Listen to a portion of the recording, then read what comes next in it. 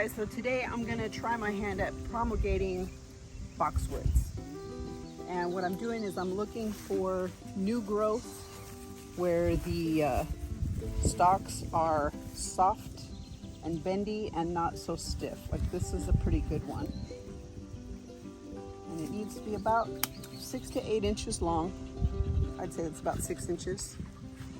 And we're just gonna come through and cut as many as we can before I take my edger to it.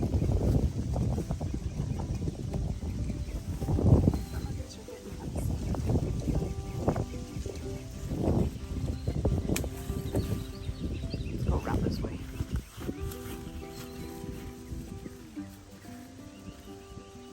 What's the best time of year to do that? Well, you want to do it, I'm doing it a little late this year, but you want to try to do it around early June where you've had some growth. You don't want to do it too early in the spring because you want new growth, so you want to give them some time to grow, but you don't want the fall because by then the new growth has started to thicken up. And I'm just going to cut a bunch of these because we need to create over 100 new bushes. I'm not going to cut 100 today.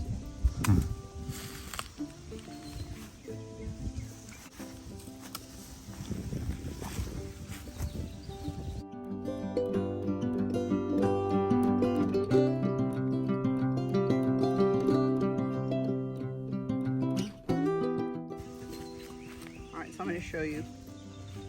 You want them thin where they're still bendy, but they're not super hard at the bottom. And all of these leaves, we're going to strip them off so that you're going to end up with this. I could even take off a few more, but I like the green. And yeah, let's check out what happens. All right, so this is a different type of boxwood that I have on the property. And I actually like the look of these better. The leaves they look almost plastic. They're a little smaller. They're beautiful evergreens though. Same concept. I'm gonna see which type takes better to the process that we're gonna do today.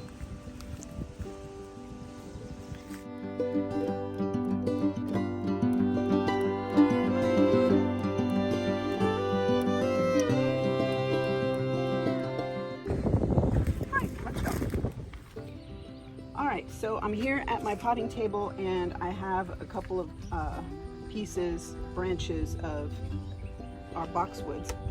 What I'm using here are just basic little trays. Now I know they've got like tons of holes in them, but that's perfect because it allows for air ventilation. And all I'm using today is sand as my potting medium. And it's great because it allows water to flow through and out. This is just playground sand. There's nothing else added to it. To make it a little less messy, I went ahead and put the little tray on a white trash bag because we're going to use the trash bag to seal the moisture in because we want some humidity. So I'm using a rooting powder, rooting compound, and once you take your stems, you peel off the excess leaves, just grab them and slide down, dip them in some water to keep them moist, and then we're just going to take our rooting compound and dip it in there. Can you see in there? Mm-hmm. Okay. And then shake off any little excess, and then all you're going to do is simply put it down in there. Okay. You don't need to poke holes in there. Don't worry about if the compound gets pushed off. It won't. If anything, the part that's cut at the bottom will be pushed right back up into that base.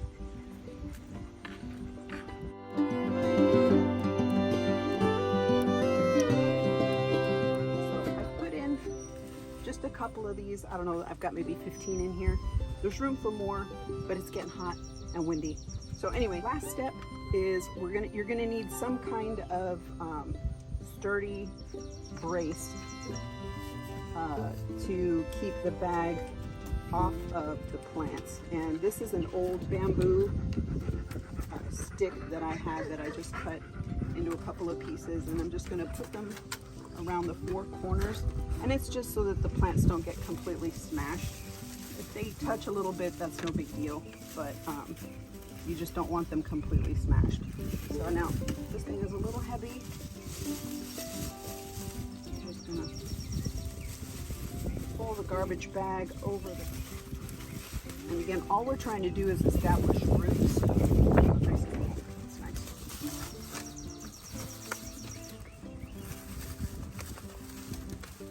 And then we're gonna have to move this over to a shady spot where it still gets some sun, but not direct sun like we have here. So I've got a spot over at the other end of our property.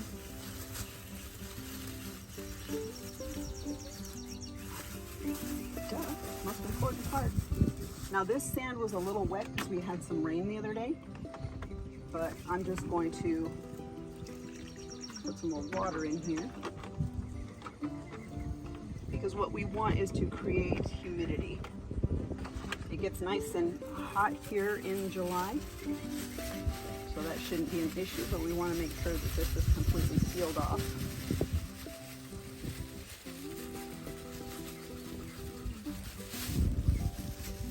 It's tight. You can use zip ties. I don't have any, so this is fine. And then we're going to take this over to a semi-shady yet get some sunlight spot, and we'll wait. Okay, so this is the spot that I chose for it. It is on the north side of a nice copse of trees that we have here, so it'll get shade. So it's not going to be baking and searing in the heat here, but it is going to get some nice overhead indirect sunlight. You just come and you check on this every 4 days or so, just to make sure that there is some heat. If for some reason there isn't any humidity in here, then I'm gonna try to move it to a different spot where it gets partial sun and partial shade. But I figure this is a good spot to try first. In about a week or two, I'm going to start slightly just kind of tugging a little bit on the stems, and if there's any resistance, that means they're developing roots. So this whole process will take about 6 weeks, and then hopefully we'll have starts for our bushes. All right, hope this video was helpful. Thanks so much for watching. Like, share, subscribe, and have a blessed day.